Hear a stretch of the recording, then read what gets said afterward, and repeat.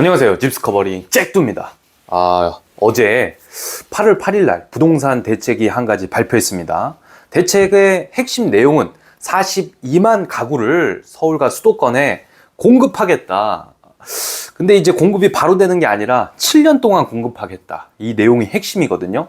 이렇게 정책을 발표한 이유는 무엇이냐? 바로 집값을 잡기 위해서입니다. 어떤 집값을 잡기 위해서냐? 바로 서울의 마포, 용산, 강남, 그리고 강동구 쪽에 지금 올림픽, 포레 이런 아파트들, 그리고 수도권 일부 이 집값이 좀 계속해서 상승하는 지금 분위기입니다. 지방은 떨어지는 느낌이고요. 그러다 보니까 급하게 부동산 대책을 내놨죠. 여기서 이제 포인트는 무엇이냐면 결국 집값이 왜 올랐냐? 이거를 좀 우리가 알아야 되는데, 그동안 2020년도까지 가파르게 오르다가 2021년도 12월 달인가 그때 이렇게 팍 이렇게 좀 떨어지는, 계속해서 하락 국면을 맞이했죠. 그래서 정부가 집값이 떨어지는 것을 또 막기 위해서 대출을 좀 풀어줬었습니다. 신혼부부 대출이라든지 금리도 일반 신혼부부 대출보다 살짝 낮춰서 완전 저리로 2% 초반대에 대출을 해줬어요. 그래서 우리 고객님 중에 한 분도 이 서울에 나홀로 아파트로 32평대 찾다가, 아이고 이 돈이면 진짜 대규모 이 대단지 32평 좋은 집으로 가보자 해서 의정부에다가 또 집을 진짜 기가 막힌 가격에 매입을 해드렸던 사례가 있는데요. 이런 식으로 정부가 대출 규제를 풀었기 때문에 그 대출 규제 포인트를 가지고 집을 산 수요들이 있었고, 그런 여러 가지 추세들이 합쳐져 가지고 집값이 오르는 이런 현상이 있었다는 거죠. 그렇다면 대출 규제를 완화해서 집값이 상승했다면 이제는 대출 규제를 완화해야 좀 규제를 해야 되겠죠. 그래서 스트레스 DSR이 9월 1일 날 사실은 진행하는 것이 좀 좋은 효과가 있지 않을까 싶고요. 더불어서 금리 인하될 가능성이 지금 있잖아요. 미국 같은 경우도 원래는 9월 달에 금리를 인하하겠다라고 했는데 아마 0.25포인트에서 0.5포인트 사이에 내릴 겁니다. 그럼 한국도 지금 물가가 2%대로 안정되고 있고, 고용, 뭐 실업자 그 청구 건수도 뭐 그렇게 막 높지 않은 이런 수준에 있기 때문에 뭐 고용과 물가가 그 안정세에 이르렀다, 이런 지표를 꾸준하게 보고 있기 때문에 금리를 안 내릴 이유가 또 없다, 이렇게 시장에서는 보고 있다는 거예요, 전문가들이. 그래서 어떤 정책을 어제 발표했는지 뭐 많은 유튜버 분들이 이야기를 했지만 저도 이야기를 안 할 수 없기 때문에 한번 이야기를 해드리도록 하겠습니다. 일단 뭐 가장 큰 내용은 말씀드렸듯이 42만 7천 가구를 앞으로 7년 동안 공급하겠다. 그리고 재개발, 재건축 단계도 조금 이렇게 빠르게 할 수 있도록 3년 정도 재건축, 재개발 이 기간을 좀 단축할 수 있도록 한번 노력을 해보겠다. 그래서 좀 뭐 용적률을 완화시켜 준다든지, 그리고 단계별로 동시에 진행을 해준다든지 이런 정책들이 나왔습니다. 근데 이제 전문가들의 평가를 봤을 때는 이거는 사실 무주택자를 위한 혜택이나 완화가 아니라 조합원들을 위한 혜택, 그리고 규제 완화로 보고 있습니다. 그래서 이제 효과가 그렇게 좋을까 한번 고민을 해보고요. 다만 제가 보는 포인트는 어디냐? 바로 비아파트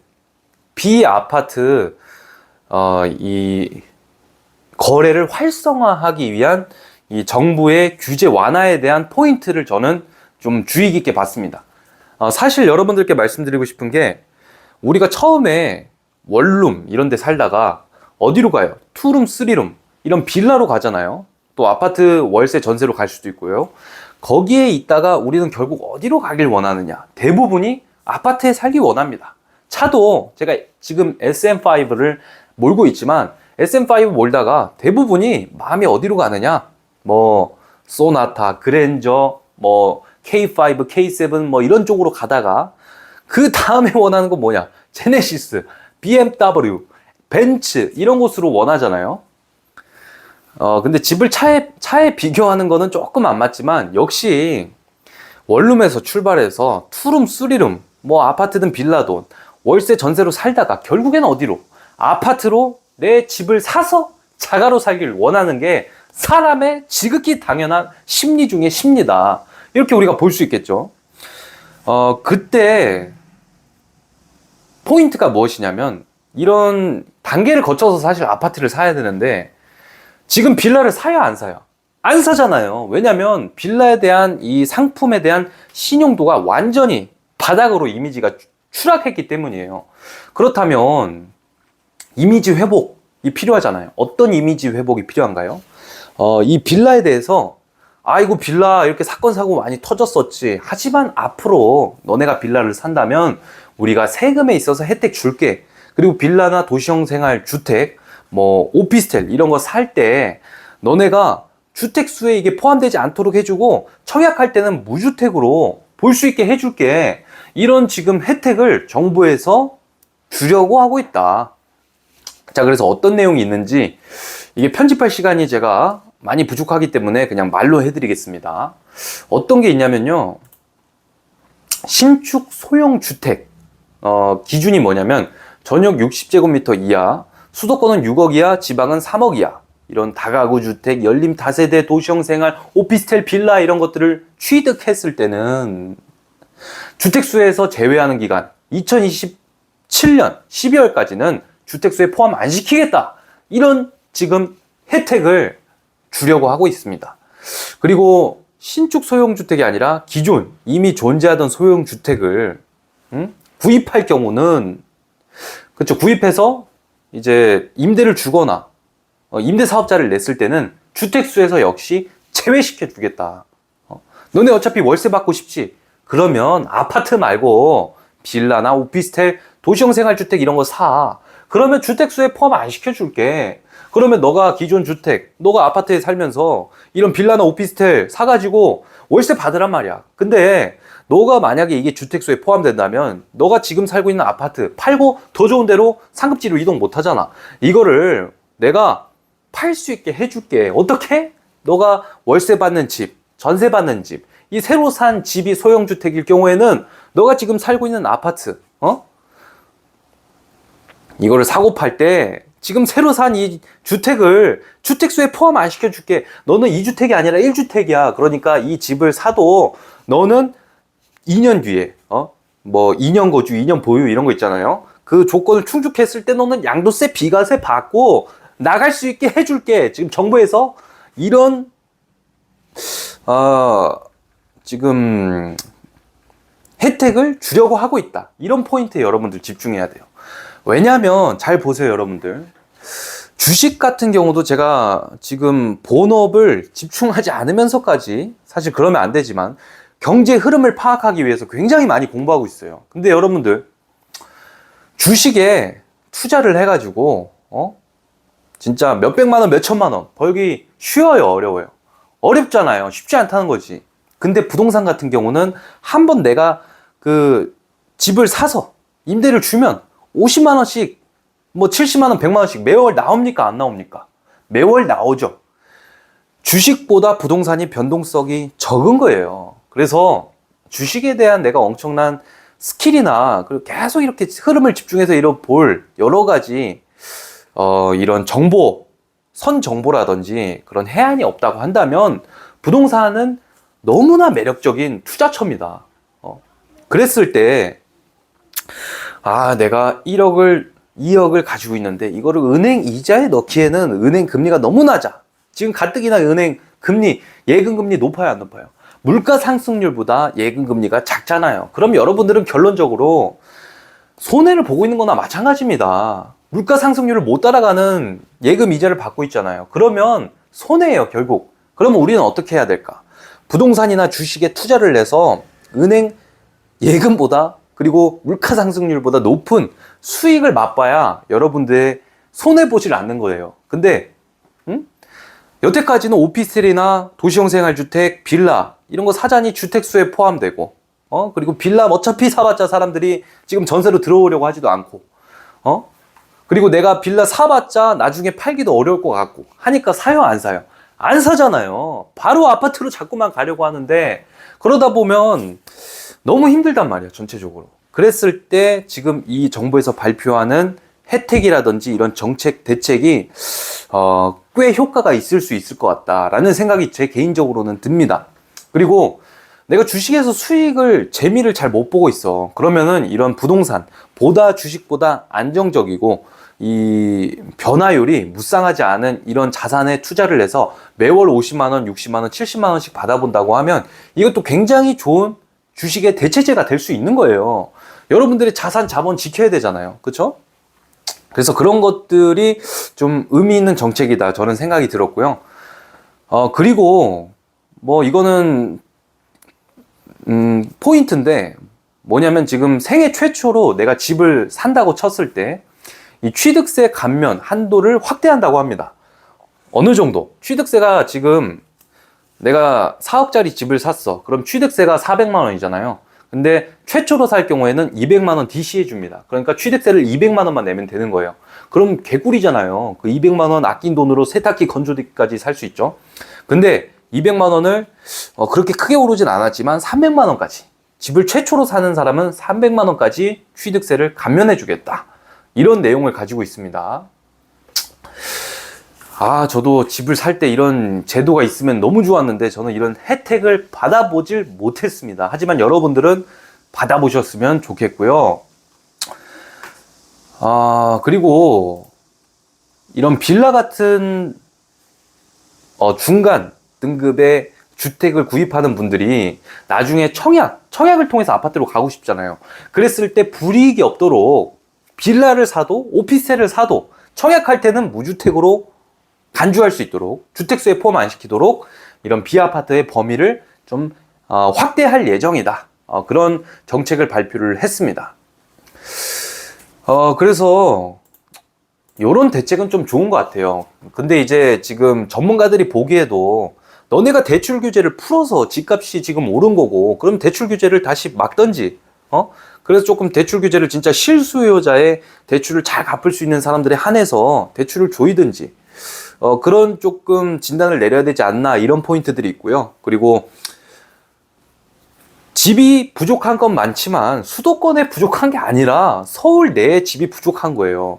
누가 보기에 부족하냐? 무주택자들이 보기에 집이 없단 거예요, 서울에. 자, 지금 비율을 보면 이 통계청 자료에 의하면, 자, 10명 중, 그러니까 인구가 100명이라고 봤을 때 유주택자 비율이 56%, 무주택자 비율은 44%라고 합니다. 그럼 10명 중 4명. 이렇게 보면 안 되고 100명 중 44명은 월세나 전세로 살고 있다는 거예요. 근데 그 중에 청년 비율이 당연히 많겠죠. 응? 노년 비율은 사실 집이 쌀 때 샀잖아요. 쌀 때. 옛날에는 집이 비싸봐야 1억, 2억 이랬는데 지금은 집값이 최소 뭐 4억에서 6억 하죠. 뭐 32평 때는 아무리 뭐 싸더라도 한 7억, 8억부터 서울은 출발하죠. 그러다 보니까 이 집을 마련할 때 어렵다라는 의미는 내가 원하는 아파트, 빌라나 오피스텔 이런 거 말고 아파트를 살 때 조금 어려움이 있다. 내가 살 수 있는 집이 많이 부족하다. 이런 이야기를 사람들이 하고 있는 겁니다. 이 44%라는 사람들이 하고 있는 거예요. 여러분들 보세요. 지금 서울 인구가 몇 명입니까? 응? 서울 인구가 아마 지금 900만 명인가 될 거예요. 그쵸?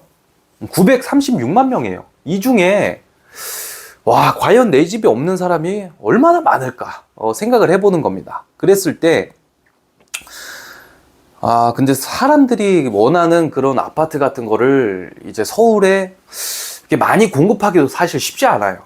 사람들이 원하는 게 뭐 이게 신축에 내가 살 수 있는 아파트, 이거를 서울에 계속 짓기가 또 쉽지가 않단 말이에요. 왜냐? 지금 서울의 그 지역의 그린벨트가, 그러니까 숲이나 산이 비율이 25% 정도 됩니다. 그러면 지금 65%, 아니다, 75%인가? 75%는 이미 건물로 들어서 있다는 거예요. 여기서 더 산을 깎고 그런다? 이거는, 야, 진짜 너무 그 땅이 뜨거워질 것 같은 느낌이 있어요. 결국은 어차피 지금 뭐 무슨 대책이나 모든 거를 활용한다 쳐도 서울의 아파트를 대규모로 막 공급량을 늘리기는 쉽지 않다. 그렇다면 어떻게 해야 되느냐? 아파트를 막 새 거를 계속 막 때려서 서울에 공급하진 못하더라도 우리 젊은 세대들이 원룸에서 시작해서 투룸, 뭐 쓰리룸, 뭐 빌라든 오피스텔이든 그런데 갔다가 불이익을 받지 않고서 아파트로 점프를 이렇게 천천히 차례대로 올라갈 수 있도록 사회적 제도 개편이 필요하다. 저는 이렇게 봅니다. 뭐 많은 노력을 정부에서도 하고 있겠지만 좀 더 좋은 대책, 조금 좋은 정책이 나왔으면 좋겠고요. 그리고 가장 중요하고 가장 빠른 거는 무엇인지 아세요? 가장 빠른 대책은 정부를 믿고 그냥 정부한테 기대하고 신뢰하는 게 아니라 우리가 우리의 노력과 힘으로 어떻게 하면은 이런 시스템을 뚫고 시스템 파괴해버리고 내가 나만의 흐름으로 자본주의에서 내 실력으로 자본을 확장시키고 모아서 굴려서 내가 원하는 집에 들어갈 수 있을까를 생각하는 게 훨씬 빠릅니다. 정부만 믿고 있다면 이 뒤통수 당할 확률이 매우 높고요. 그래서 제가 계속 경제 공부를 하고 부동산 주식 공부를 하는 이유가 무엇이냐? 내가 살고 싶은 대로 살기 위해서예요. 남들이 막 아파트 다 살고 싶죠. 근데 살 돈이 없잖아. 그런 돈도 내가 진짜 나의 생각대로 뭔가 사업을 하거나 운용을 해서 남들이 못 버는 돈을 벌고 그리고 남들이 못하는 투자를 하고 남들이 못 사는 집에 살기 위해서 내 생각대로 살기 위해서 경제 공부를 하는 거예요. 결국에는 위기는 스스로가 만들어야 된다. 이렇게 생각하는 게 맞다고 보고요. 하다 보니까 내용이 길어졌는데 참고하실 분만 참고하시고 객관적인 자료와 제 주관적인 생각이 섞였으니까 여러분들이 뽑아 먹을 것만 뽑아 먹으시기 바랍니다. 감사합니다.